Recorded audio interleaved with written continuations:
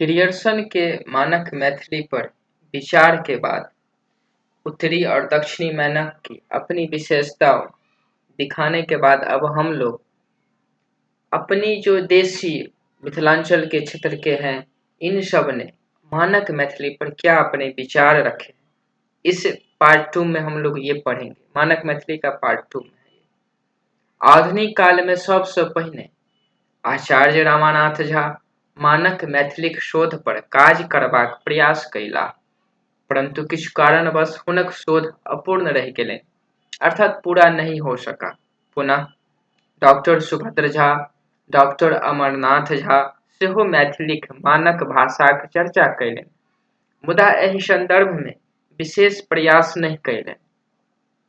प्रकांड विद्वान पंडित गोविंद झा अपन पोथी अर्थात उनकी जो बड़ी किताब है मैथिली भाषा के विकास नाम का, में मानक मैथिलीक संदर्भ में विशेष प्रबंधगत निबंध लिखित मानक मैथिली के दू भाग में बांटले। पहिल भाग प्राचीन मानक और दूसरा भाग अर्वाचीन मानक।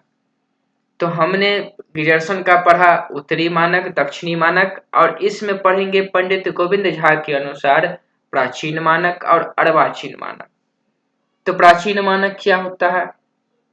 एहि मानक के ओ वस्तुतः मैथिली के खड़ी बोली कहैत छथिन आ एकरा ओ मैथिली भाषा जगक संपर्क भाषा, आधुनिक साहित्यक वाहिनी, संस्कृतवत सर्वमान स्थिर और सर्वशक्ति संपन्न भाषा मानित छथिन। अब जिस तरह से उत्तरी मानक का खास जाति खांटी मैथिली कहते हैं ग्रियर्सन, ठीक उसी तरह से पंडित गोविंद झा प्राचीन मानक को मैथिली का सबसे संस्कृतवत सर्वमान स्थिर सर्वशक्ति संपन्न भाषा मानते हैं। अर्थात जो ग्रियर्सन का उत्तरी मानक का महत्व है, वही पंडित गोविंद झा का मैथिली भाषा के विकास में प्रबंधगत निबंध लिखते हुए मानक मैथिली पर दो भाग में बांटते हुए प्राचीन और अर्वाचीन में प्राचीन मानक को का ज्यादा महत्व बताते हैं। वो कहते छथिन कि एहि मैथिली में स्वाभाविक रूप से परंपरागत प्राचीन स्वरूप पर टिकबाक प्रवृत्ति भेटैत अछि। यह ग्रंथ भाषा आ साहित्यक भाषा रहल अछि। एहि मानक मैथिली के निर्माण निश्चित रूप से औपभाषिक रूपक मिश्रण से भेल होयत, जकर किछु उदाहरण से बुझल जा सके।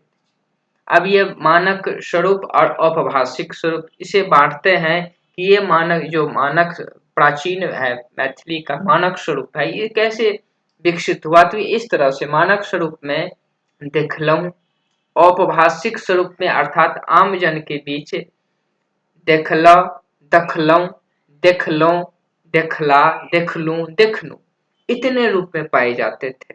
लेकिन मानक स्वरूप में जो स्वीकार किया गया वो देखलऊं है, नहीं मानक स्वरूप में नहीं।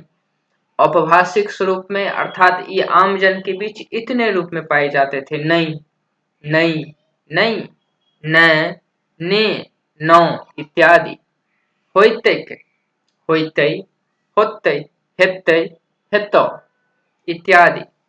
मानक मैथिलीक संभवतः सबसे पैघ आदि स्वर्ण सरलन अर्थात शब्द का सरलता होना, जखन कि औपभाषिक सभक प्रवृत्ति स्वर्ण सभक लोपन अर्थात स्वर्ण ही लोप हो जाता है, संकुचन हो जाता है, कम हो जाता है, क्योंकि आमजन कठिन शब्द को अपने बीच से उखाड़ फेंकता है और आसान शब्द को लोकप्रिय हो जाता है, वही उपयोग करते हैं। संकोचन दिस अछि। मैथिली में खास क के बोलचालक भाषा में स्वर्ण सलेपन पूर्णतः अनुमति अछि। एतऽ धरि जे एकर उच्चारणक विकृति नहीं, अर्थात ये उच्चारण कोई विकृति, ये खराब बात नहीं है, मानल जाइत अछि। ई एकटा सामान्य नियम जकाँ चलैत अछि। एहि कारण सँ मैथिली एके शब्दक अक्सर दूटा स्वरूप होइत अछि, एकटा पूर्ण आ दोसर अपूर्ण। तो पूर्ण कौन से हो गए? जो बुद्धिजीवी आम जन में लोग अपनी रचना की लोकप्रियता हासिल करने के लिए जो शब्द का उपयोग कर लेते हैं, उसे एक पूर्ण हो गया। और जो आम जन के बीच टूटी फूटी बातों भाषाओं में जाति आधारित अलग अलग ध्वनि में बिना व्याकरणिक नियम को लागू किए जो बोले जाते हैं वो अपूर्ण होता है। मानक मैथिली में पूर्ण रूप में चलित अछि आ उपभाषा में अपूर्ण व संलिप्तता। तो मानक में देख लिया वो विद्युत जन का हो जाता है और उपभाषा में वो अपूर्ण और संलिप्तता होता है। मानक मैथिली में कतय जाइत छलाह, केंद्रीय उपभाषा में कतय जाइत छलाह। अब अर्वाचीन मानक मैथिली, हमने प्राचीन मानक मैथिली देखा और अर्वाचीन मानक मैथिली। नवीनतम मैथिली साहित्य में मौखिक भाषा के सेहो साहित्यक भाषाक रूप में प्रतिस्थापित करबाक प्रवृत्ति जोर पकड़ि रहल अछि।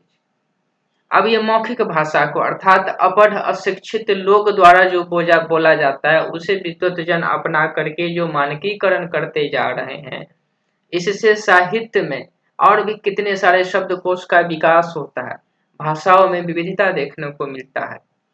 वर्तमान साहित्यकार पूर्व में गमैया व ठेठ कहल जाय वाला शब्द सब के सेहो धारा प्रवाह अपनौने जा रहल छथि, क्योंकि उद्देश्य वही है कि हम उस शब्द का उपयोग करके अपनी रचना करें ताकि आमजन उस आसानी से पढ़कर समझ सके और लोकप्रियता हासिल कर सके। यही सब मैथिली मानक शब्दकोश अर्थात उसकी जो अपनी वर्ड की जो भंडार है बढ़ता जा रहा है, तीव्रता से बढ़ रहा है। तैं वर्तमान समय में मानकक दूटा स्वरूप दृष्टिगत होइ छै, एकटा प्राचीन व शास्त्रीय मानक। प्राचीन व शास्त्रीय अर्थात व्याकरणिक पुट दिया हुआ भाषा। दोसर अर्वाचीन व अशास्त्रीय मानक। उपर्युक्त विद्वान सभक काज आ भाषाविद लोकनिक राष्ट्रीय आ अंतर्राष्ट्रीय स्तर पर भाषा मानकीकरण काजक आधार पर एकटा नवीन शोध प्रयुक्ति मूलक भाषाक आधार पर कोनो भाषाक दूटा मानक के स्वीकार केने अछि और ये अपनी बात को अंतर्राष्ट्रीय और राष्ट्रीय स्तर पर स्वीकार बताते हैं कि ये स्वीकार है। एकटा सर्वजन स्वीकार श्रेष्ठ आम बोलचाल भाषा और दोसर साहित्य में प्रयुक्त व्याकरण निष्ठ भाषा। यही आधार पर मैथिली में सेहो केंद्रीय मैथिली के सर्वनिष्ठ स्वीकार्य आ सबसे उपरयुक्त बोलचालक भाषा मानल जाइत अछि।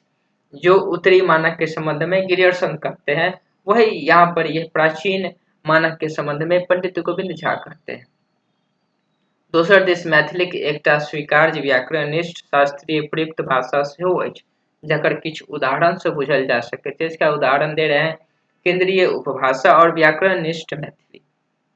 केंद्रीय भाषा और उपभाषा, फिर वही हुआ केंद्रीय भाषाओं में जो खांटी है वो नहीं, उससे थोड़ा सा नीचे वाला भाषा, और व्याकरणनिष्ठ जो शुद्ध खांटी हो गया। केंद्रीय भाषा में की ना छी, व्याकरणनिष्ठ मैथिली में की नाम छी। कतऽ गाँव अछि अर्थात कहाँ किस गांव में घर है। कतऽ गाम अछि, केम्हर जाइ छी अर्थात किस तरफ जा रहे हैं। किन्हर कोन्हर जाइत छी व्याकरणनिष्ठ मैथिली में। जनै छी व्याकरणनिष्ठ में जानैत छी अर्थात पता है। कनै छी अर्थात रोना, रोने को कनै, कानब, कनै ये बोलते हैं। कनै छी मतलब प्रेजेंट हो गया, कानब ये फ्यूचर हो गया, कनलौं ये पास्ट टेंस हो गया, कानैत छी प्रेजेंट टेंस हो गया, अबै छी आबैत छी। तो इस तरह से केंद्रीय उपभाषा और व्याकरणनिष्ठ मैथिली में अंतर देखने को मिलता है। निष्कर्षतः मानक मैथिली अपन व्याकरणनिष्ठ तत्वक संग संग सर्वस्वीकार्य बोलचालक भाषा के अपना में समेटित अछि, जाहि कारणे मैथिली के संविधानक 8म अनुसूची में शामिल कए एकर ठोस आधार के स्वीकार कयल गेल।